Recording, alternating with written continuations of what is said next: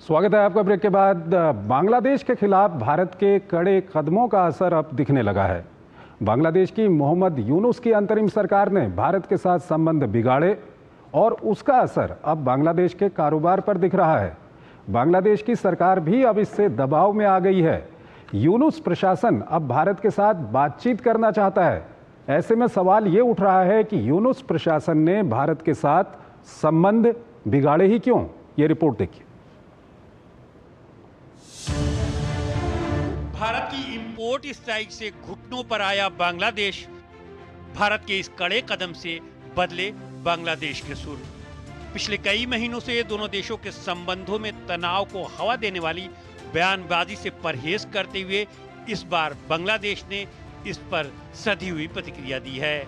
यूनुस प्रशासन ने भारत के साथ सभी मुद्दों पर विचार विमर्श कर मामले का हल निकालने की बात कही है, लेकिन साथ ही इन प्रतिबंधों पर भारत सरकार की ओर से किसी आधिकारिक सूचना के नहीं मिलने का भी दावा किया है।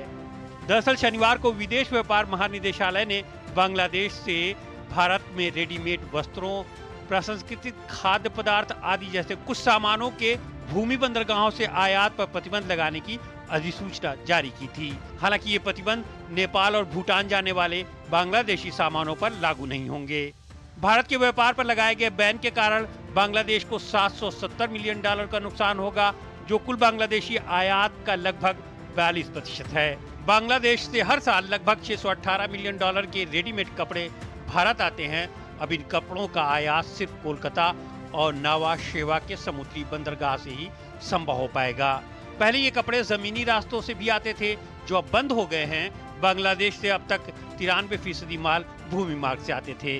बैन लगाए गए अन्य सामानों में फलों के स्वाद वाले कार्बोनेटेड पेय, प्रोसेस्ड फूड, कपास और सूती धागे का वेस्ट, प्लास्टिक और पीवीसी, तैयार माल और लकड़ी के फर्नीचर शामिल हैं। इन वस्तुओं का कुल मूल्य लगभग $153 मिलियन आका गया है।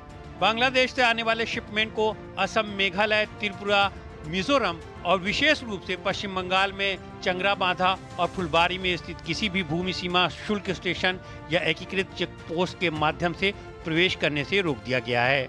हालांकि मछली, एलपीजी, खाद्य तेल के लिए छूट दी गई है, जो इन बंदरगाहों के माध्यम से प्रवेश करना जारी रख सकते हैं। इससे पहले भारत ने बांग्लादेश के लिए ट्रांसशिपमेंट सुविधा को समाप्त कर दिया था। इस सुविधा के तहत बांग्लादेश को भारतीय बंदरगाहों और हवाई अड्डों के माध्यम से अपने उत्पादों को दूसरे देशों में निर्यात करने की अनुमति थी। वहीं बांग्लादेश ने भी भारत से जमीन के रास्ते धागे के आयात पर प्रतिबंध लगा दिया था।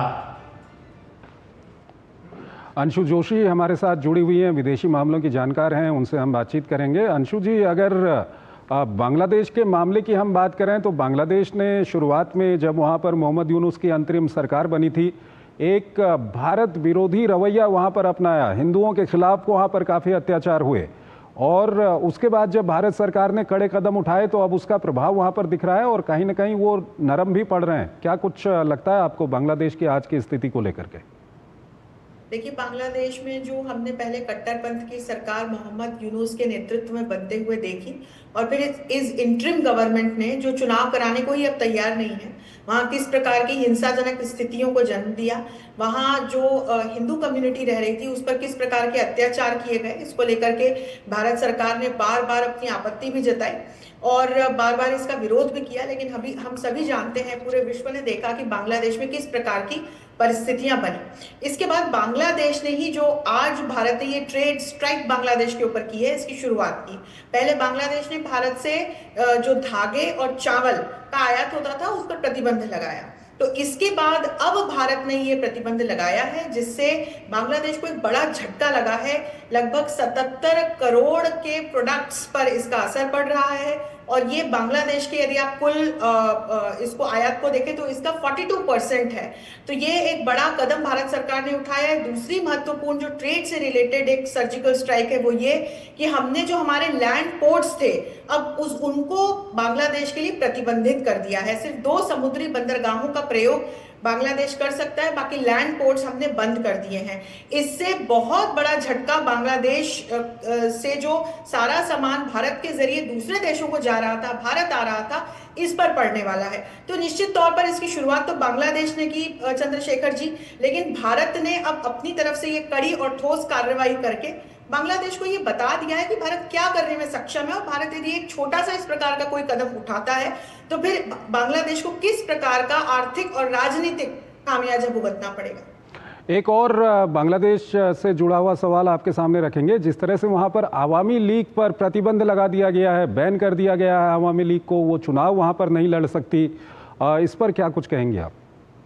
देखिए, वहां की जो अभी आंतरिक परिस्थितियां बनी हुई हैं, मैं पाकिस्तान से कंपेयर तो नहीं करती, लेकिन वहां जिस प्रकार की परिस्थितियां बनी हुई हैं और बीते महीनों में हमने जिस तरह से वहां एक पॉलिटिकल क्राइसिस अनफोल्ड होते हुए देखा, हमने देखा कि कैसे एक छात्र आंदोलन के माध्यम से पहले एक पूरी एक सिचुएशन को क्रिएट किया गया, और इसके बाद वहां पर आंदोलन के तहत जो वहां पर तत्कालीन सरकार थी उसको निरस्त कर दिया गया और मोहम्मद यूनुस के नेतृत्व में ये सरकार बनी।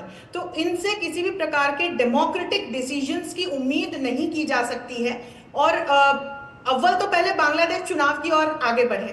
तो इस प्रकार की कोई भी उम्मीद करना जो है बांग्लादेशी अभी जो इंटरिम गवर्नमेंट है उससे उसी प्रकार से जैसे हम पाकिस्तान में एक डेमोक्रेटिक वैल्यूज की उम्मीद करते हैं। तो निश्चित तौर पर चुनाव के नतीजों पर और आगे जो सरकार बन सकती है उस पर तो इसका असर पड़ेगा ही।